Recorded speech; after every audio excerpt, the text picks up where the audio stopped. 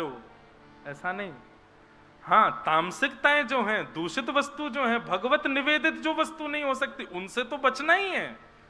पर किसी भी प्रकार की स्थिति आपके चित्त को हिला ना सके, आपके चित्त को विचलित ना कर सके। तापत्रयोन्मूलनम। ये तो मैंने व्यवस्था और आदि आदि वस्तुओं की बात की, पर जीवन में आने वाले संकटों का भी ज्यादा प्रभाव नहीं। जैसे कि हमारे श्री कुंभन दास जी, अष्ट सखा श्री कुंभन दास जी मेरे को बहुत प्रिय लगते हैं। श्री कुंभन दास, कुंभन दास जी के जीवन चरित्र में वर्णन आता है कि कुंभन दास जी तिलक जब करते थे ना, उनके पास आरसी नहीं थी, शीशा नहीं था। एक कठौते में जल भरते और जल में छाया देखते अपने मुख की, तब तिलक लगाते थे, तब स्वरूप करते थे। कुंभन दास जी इतने दुर्बल थे कि उनके पास बैठने के लिए अच्छा वाला आसन नहीं था। गायों को खिलाने वाली घास फूस आदि जब सूख जाती, उसी से ही सुंदर कुशा का एक आसन बनाते, उस पर बैठते थे। कुंभन दास जी की स्थिति ऐसी थी कि राजभोग तो मंदिर में पाते थे, पर साईं के प्रसाद की कोई ठिकाना नहीं होता था कि घर पे बन पाएगा क्या। ऐसी स्थिति में श्री कुंभन दास जी थे, लेकिन कभी भी अपने चित्त से ठाकुर जी से शिकायत करियो, कभी नहीं। निरंतर भजते थे ठाकुर जी को।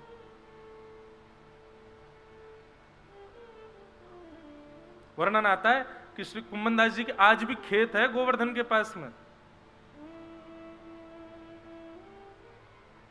तो श्री कुंभन दास जी जब अपने खेत में खेती करते थे, तो कुंभन दास जी तो आगे हल लेकर के चलते थे और पीछे पीछे हमारे श्री गिरधर गोपाल जी हाथ में बीज लेकर के बोते हुए चलते, वो छालते हुए चलते कुंभन दास जी के साथ में। वो खेत आज भी हैं गोवर्धन में, जहां ठाकुर जी अपने हाथ से बुवाई करवाते थे। और ये कोई 5000 वर्ष द्वापर पहले की बात नहीं है, इसी कलिकाल में, आज से 450-500 वर्ष पहले, जब श्रीनाथ जी गोवर्धन में विराजते थे, तब की घटना है। कुंभन दास जी हल जोतते थे और ठाकुर जी पीछे पीछे बीज लेकर के उनके साथ में खेती करवाते थे कुंभन दास जी के संग। अब सामान्य मानवीय दृष्टि से देखो तो कुंभन दास जी के पास में भोजन को अन्न नहीं है, कुंभन दास जी के पास बैठने को आसन नहीं है, कुंभन दास जी के पास देखने को शीशा तक नहीं है। लेकिन भक्त दृष्टि से देखो तो पूरे जगत का जगत नियंता, जगदाधार उनके साथ खड़ा है। कई लोग इस बात की भूल कर बैठते हैं, बहुत धनवान व्यक्ति को देख करके कहते हैं इस पे भगवान की बड़ी कृपा है। गलत कहते हो आप, नहीं है कृपा। ठाकुर जी की कृपा धन के रूप में कभी नहीं होती है। ठाकुर जी की कृपा बाह्य दिखने वाली व्यवस्थाओं से कभी नहीं होती है। ठाकुर जी की कृपा आपके स्वभाव से होती है। आपका स्वभाव यदि सुंदर है तब समझो हाँ ठाकुर जी ने कृपा कर रखी है इस पर। इसका स्वभाव देखो, व्यवहार देखो, इसकी बुद्धि की सरलता देखो, सहजता देखो, निर्मलता देखो, तब समझो ठाकुर जी की कृपा है। लोग धनवान हो गए, लोग ऐश्वर्यवान हो गए, लोग सब प्रकार सर्वगुण संपन्न हो गए और कहते हैं ये ठाकुर जी की कृपा। ये ठाकुर जी की कृपा नहीं है। कुंभन दास जी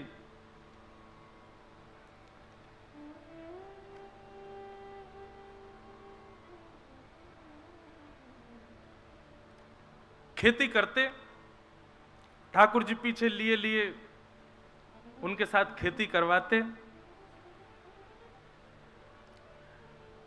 इतने में ही साय के 4-4:30 बज गए और ठाकुर जी के उत्थापन दर्शन का घंटा बजने लगा मंदिर में। ठाकुर जी वहीं खड़े हैं कुंभन दास जी के साथ।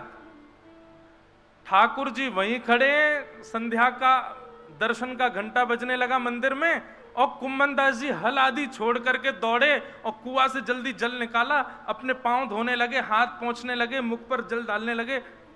ठाकुर जी बोले, ए कुंभना क्या कर रहा है? ए सुनना रे, मंदिर को घंटा बज गो, दर्शन करवे जाऊंगो।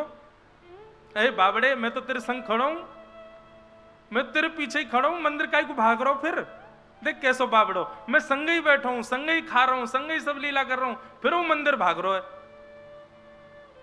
कुंभन दास जी बोले, ठाकुर जी ये मेरे ऊपर कृपा है कि आज आप मेरे साथ खड़े हैं, मेरे साथ खाते हैं, मेरे साथ लीलाएं करते हैं, परंतु इस स्थिति में मुझे पहुंचाया तो मंदिर नहीं है ना, उस मंदिर का त्याग मैं नहीं कर सकता। जिस मंदिर ने आपको इस योग्य मुझे बनाया, पहले आप नहीं आते थे तब आप मुझे वहीं मिलते थे, पहले जब आप मेरे साथ नहीं रहते थे तब मैं आपको वहीं देखता था, और आज आप मुझे मिल गए तो मैं उस स्थान का त्याग क्यों कर दूं? और दूसरी बात, यहां आप मेरे प्रेम के बल से आते हैं प्रभु, आज आ रहे हैं कल आएंगे इसकी कोई गारंटी नहीं है, पर मंदिर में तो आप आचार्य के आचार्यत्व से प्रतिष्ठित होकर के बैठे हैं, वहां से आप कहीं नहीं जाओगे, इसलिए मंदिर का त्याग मैं कभी नहीं कर सकता। ठाकुर जी संग खड़े तब भी कुंभनदास जी मंदिर भागते कि मैं मंदिर में दर्शन करूंगा। वही श्याम सुंदर जो अभी अभी हल चलवा करके आए हैं, उन्हीं के सामने जाते, किसी में प्रचार नहीं करते कि देखो मेरे संग अभी हल जुतवा के आयो, मेरे संग अभी खेत जुतवा के आयो, ऐसा नहीं कहते, जाते सीधे उसी भाव से दर्शन करते जैसे मानो 4-5 दिन बाद या 4-5 महीने बाद किसी वैष्णव को दर्शन हुआ हो। दोनों भुजाएं उठा लेते, नेत्रों से आंसू गिरने लग जाते, एक खंभ की टेक लेकर के वहीं खड़े खड़े पद सुनाते ठाकुर जी को गाके। कुम्मनदास जी गाते हैं, बहुत सुंदर भाव।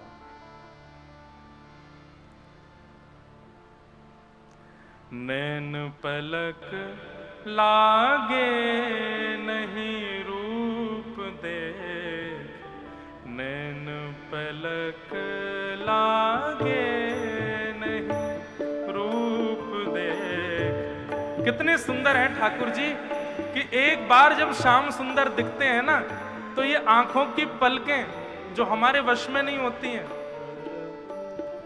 हमारी जितनी भी इंद्रियां हैं सब हमारे वश में है, हम जब चाहते हैं ये इंद्रियां तब वही क्रिया करती हैं, परंतु नेत्रों के जो ये पलक है ना, ये हमारे वश में नहीं, हम सोच के कभी पलक नहीं झपकते, अपने आप ये अपने आप होती रहती हैं, ये हमारे वश में नहीं होती। लेकिन कुम्मनदास जी कहते हैं जिस दिन श्याम सुंदर आपको वास्तव में दिख गए, आप चाहोगे भी ना तो भी आपकी पलक झपक नहीं पाएंगे, ऐसा है उनका रूप। आहा। नैन पलक लागे नहीं रूप देख, नैन पलक लागे नहीं। गोवर्धन के अंग अंग प्रीति, गोवर्धन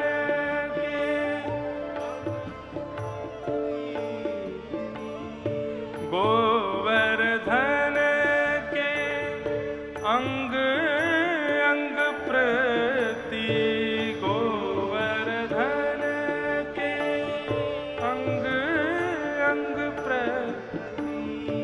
निरखी नैन मन रहत नहीं,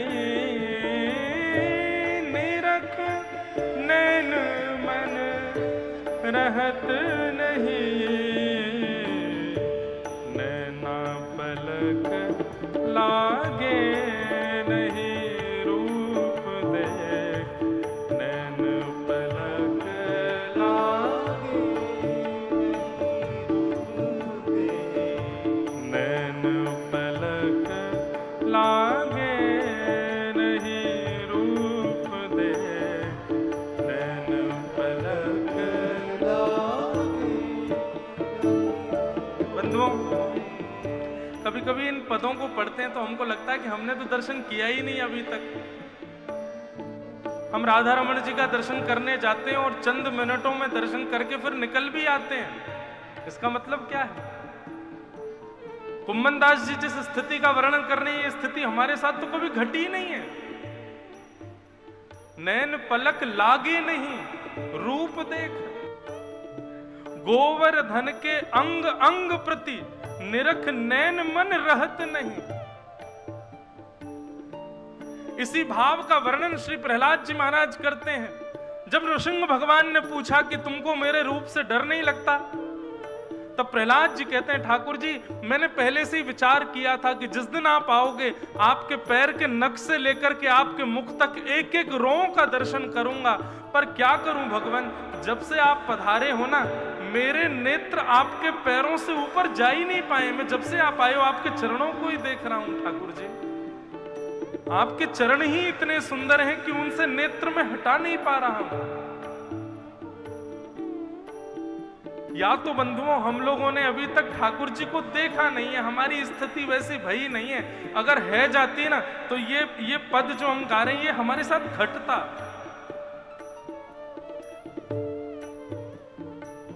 कुमनदास जी कहते हैं, कहारी कहो कछु कहत न आवे, कहारी कहो कछु कहारी कहो कछु कहत न आवे, कहारी कहो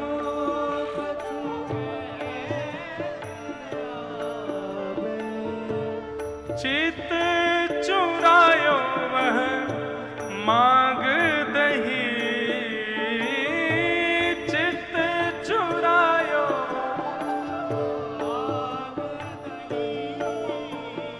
हे चित चुरायो वह मांग दही,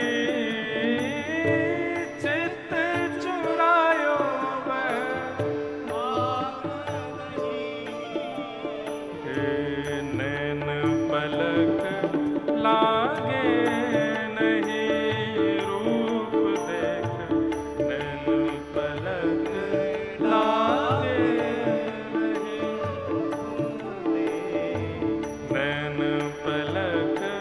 लागे नहीं रूप देख, नैन पलक लागे।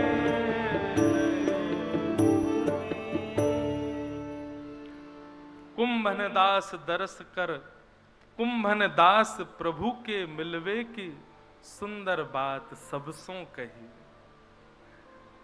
5 मिनट पहले ही जो क्रीड़ा करके आए हैं ठाकुर जी, उन्हीं ठाकुर जी का वही श्रृंगार है, वही स्वरूप है, वैसे ही सब कुछ है। वही ठाकुर जी जब जाकर के गर्भगृह में विराज गए तो श्री कुंभन दास जी बिल्कुल ऐसे हो जाते हैं जैसे बिल्कुल अभी अभी देखा हो। और देख करके अपनी स्थिति को कहते हैं कि क्या कहूं, किससे कहूं अपने हृदय की वेदना। इतने प्यारे हैं श्याम सुंदर, इन्होंने चित्त मेरा हरण कर लिया है। इतने सुंदर सुंदर रों हैं ठाकुर जी के, ऐसे सुंदर सुंदर अलकावली, ऐसे सुंदर अंग हैं ठाकुर जी के कि एक अंग को भी एक जीवन पर्यंत देखो तो भी कम पड़ जाएगा, ऐसे सुंदर हैं श्याम सुंदर। कुंभनदास जी का प्रसंग हमने क्यों उठाया था? कुंभनदास जी की भक्ति सुन ली, और कुंभनदास जी की स्थिति क्या थी कि घर में तिलक लगाने को शीशा भी नहीं है, बैठने के लिए आसन भी नहीं है, प्रसाद पाने के लिए अन्न भी नहीं है। वो है श्री कुंभनदास। लेकिन कभी भी अपनी स्थिति के चलते ठाकुर जी से कभी याचना की हो या अपनी स्थिति की उनको पीड़ा कभी हुई हो, ऐसा कभी नहीं हुआ।